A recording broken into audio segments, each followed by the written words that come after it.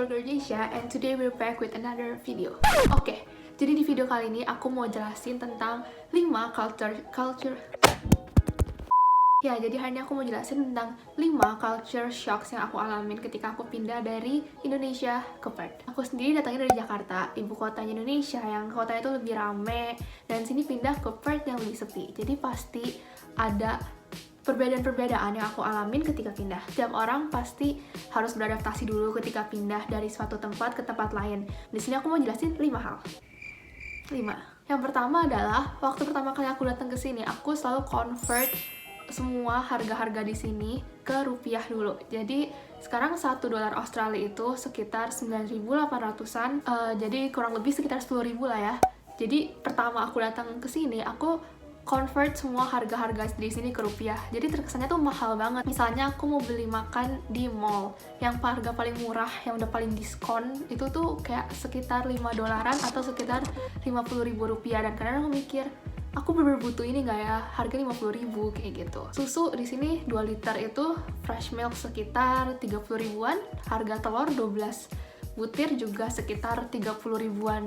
Jadi aku waktu itu pas kesini bener-bener merasa, kenapa semuanya mahal, aku harus beli ini nggak ya, aku harus beli itu nggak ya. Dan karena memang biaya hidup untuk di Jakarta dan di Australia pasti beda kan, jadi emang pasti lebih mahal gitu kalau kalian convert. Jadi kalau kalian convert semua ke rupiah, pasti bakal terkesan lebih mahal dan bikin kalian jadi hemat banget sama diri sendiri. Nah, tips dari aku, jangan terlalu kejam ke diri sendiri, walaupun itu kadang mahal, tapi kalau emang itu kebutuhan kalian, ya beli aja. Emang kan harga di Australia itu emang lebih mahal dari Indonesia. Pokoknya jangan pelit ke diri sendiri, tapi jangan terlalu boros juga, oke? Yang kedua adalah tentang transportasi umum di sini. Mungkin waktu di Indonesia kita lebih sering pakai kendaraan bermotor kan, mau itu motor atau itu mau mobil. Terus kadang-kadang kita juga bisa gampang pesan Gojek aja atau pesan Grab.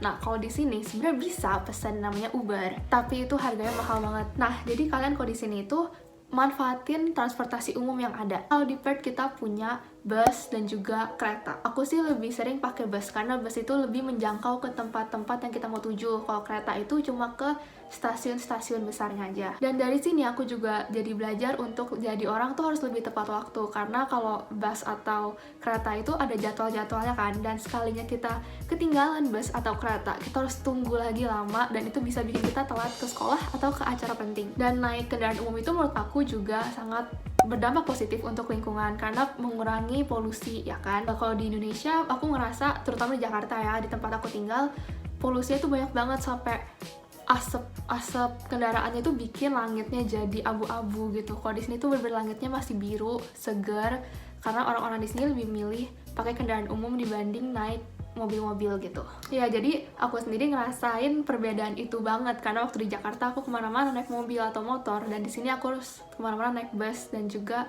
kereta. Dan ini buat aku hidup jadi lebih sehat juga, karena kan bus atau kereta itu nggak mungkin nyampein kalian ke tempat tujuannya depan pintu persis kan, pasti harus tetap ada jalan kaki, pindah bus, pindah kereta ke sini situ, jadi bikin aku lebih sehat juga. Jadi itu hal yang positif, oke? Yang ketiga adalah Australian accent sama slangnya. Jadi pasti kalian sering nonton kan kalau film-film mungkin dari Amerika atau dari Inggris, kan itu aksennya udah beda. Dan biasa kan kita lebih sering nonton film-film Amerika dengan aksen Amerika. Nah, kalau di Australia itu punya aksennya sendiri, yang dimana aksennya itu agak-agak beda, atau bisa dibilang beda banget dari aksen Amerika dan Inggris. Dan jangan khawatir kalau misalnya kalian masih belum bisa dengar dengan jelas apa yang orang itu sampaikan ke kalian, karena jujur aja, bule-bule lain yang dari negara Eropa atau dari Amerika, kalau kesini itu juga dengernya pasti agak-agak susah, karena emang aksennya itu ya beda gitu loh. Kita nggak pernah familiar sama aksen itu, tiba-tiba denger itu kan pasti susah. Terus juga di sini itu ada yang namanya slang, atau kayak bahasa gaul. Kalau di Indonesia kan banyak bahasa gaulnya. Di sini tuh juga banyak. Nih, contohnya itu brekkie itu artinya breakfast atau sarapan. Arvo itu artinya afternoon atau siang hari.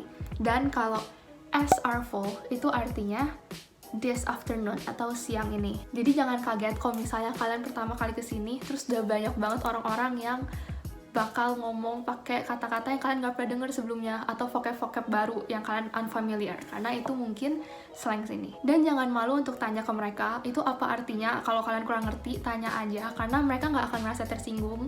Mereka sendiri juga kadang gak nyadar kalau mereka tuh sebenarnya pakai slang yang orang-orang gak ngerti.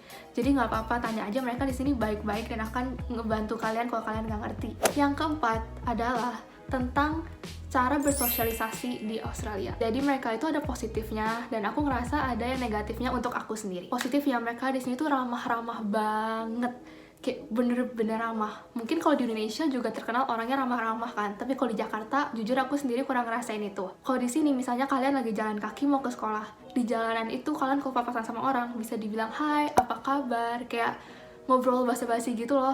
Padahal kalian gak kenal orangnya itu siapa. Pokoknya kalian bisa tiba-tiba disapa karena mereka semua tuh ramah-ramah sama kalian. Mereka di sini juga nggak ngelihat, oh kita nih cewek, kita cowok, atau oh kita bukan orang asli sini, kita orang dari luar. Mereka semua tetap ramah ke semua orang. Jadi hal itu berdampak positif ke aku karena aku jadi lebih belajar untuk ramah ke orang-orang, peduli sama orang lain walaupun itu aku nggak kenal siapa. Nah, tapi ada negatifnya juga yang aku rasain. Kenapa? Karena cara basa-basi atau small talks di Australia itu atau sama bule itu beda loh. Jadi kayak misalnya kalian mau kenalan sama teman baru di kuliah nih, pasti kan kayak hai, namanya siapa? Oh, asal dari mana? Gitu-gitu kan. Kalian tahu lah gimana cara kenalan kan. Tapi kok di sini aku ngerasa itu beda aja. Aku nggak tahu mau ngomong apa ke mereka. Cara basa-basinya tuh beda aja. Kayak aku nggak tahu cara untuk approach mereka untuk jadi teman aku. Atau mungkin ide aku doang gitu sih masalahnya. Terus juga dari chatting gitu-gitu juga beda loh. Ya pokoknya kadang aku nggak tahu aja aku harus respons gimana kalau mereka ngomong atau bawa topik baru apa. Cara belajar yang terbaik menurutku adalah ngalamin itu langsung dan belajar dari experience kalian. Dan yang terakhir, yang kelima, ini menurut aku paling bener-bener berasa di aku. Karena aku dari kota, dari Jakarta, yang biasa bisa pulang dari mall jam 8 atau jam 9. Terus pas aku di sini, mall itu semua tutup jam 5. Jam 5, bener-bener jam 5 sore. Bahkan itu matahari belum tenggelam aja mall udah tutup kan. Terus juga setelah jam 5 biasa bus atau kereta itu juga dikurangin frekuensi kedatangannya. Jadi aku kalau di sini harus berangkat lebih pagian supaya bisa jalan-jalan seharian. Dan kalau pulang masih ngerasa, baru jam 6 sore, baru jam segini. Ini juga ngegambarin kalau orang-orang sini tuh emang beraktivitas itu pagi sampai sore. Kalau malam itu mereka gunain waktu untuk diri sendiri. Jadi kalau misalnya kalian telepon teman kalian yang orang sini jam kayak 9 malam atau jam 10 malam, pasti itu untuk hal-hal serius dan hal-hal yang penting banget. Kan kalau di Indo kan pasti kalian sering kan telepon tengah malam jam 10, terus diangkat ngobrol sampai midnight gitu kan. Di sini nggak kayak gitu. Tapi tetap ada kok kayak restoran yang buka sampai malam. Jadi bukannya benar-benar kayak kotanya mati jam 5 gitu. Cuma ya mall-mall aja yang tutupnya jam 5. Itu bantu kita juga supaya jadi lebih produktif. Karena kita pulangnya tetap lebih nggak malam, masih bisa ngelakuin aktivitas-aktivitas yang harusnya kita lakuin di rumah. Kayak belajar atau quality time sama keluarga atau teman. Mungkin awal-awalnya pasti bakal kaget, tapi lama-lama pasti bakal terbiasa kok sama gaya hidup di sini. Udah, sebenarnya 5 doang yang aku mau share ke kalian, tapi sebenarnya ada satu lagi yang tambahan banget. Ini sebenarnya nggak gitu penting. Di sini tuh gak ada semprotan yang biasa kalian pakai di toilet itu. Ya, jadi awal-awalnya agak merasa kesusahan, tapi lama-lama terbiasa. Bahkan teman aku ada yang bawa botol minum, tahu kan? Bentar. Nih, bahkan teman aku ada yang bawa botol minum kayak aqua gitu, atasnya tuh disolder dulu dari Indo supaya kalau dipencet itu bisa keluar airnya gitu, ngerti kan? Tapi lama-lama aku udah terbiasa kok di sini, tapi aku tetap gak jorok ya guys. Ya, jadi tadi itu merupakan 5 hal yang menurut aku bener-bener kerasa bedanya ketika aku pas di Indo sama di Perth. Kayak yang aku bilang tadi, pasti setiap kali kita pindah atau masuk ke lingkungan baru pasti ada aja hal-hal yang beda dan kita harus adaptasi untuk nyesuaiin diri kita sendiri di lingkungan baru itu. Kita nggak bisa maksa orang lain atau lingkungan itu untuk nyesuaiin diri sama kita. Kita yang harus bisa adaptasi ke tempat mereka. Jadi saran aku, kalau misalnya kalian mau pindah dan adaptasi ke tempat baru, jangan sungkan untuk tanya orang di sekitar kalian dan juga ngelakuin research dulu sebelumnya. Kira-kira apa yang bisa kalian lakuin untuk ngatasin atau meringankan masalah itu. Segitu aja untuk video kali ini. Thank you guys for watching. Bye-bye.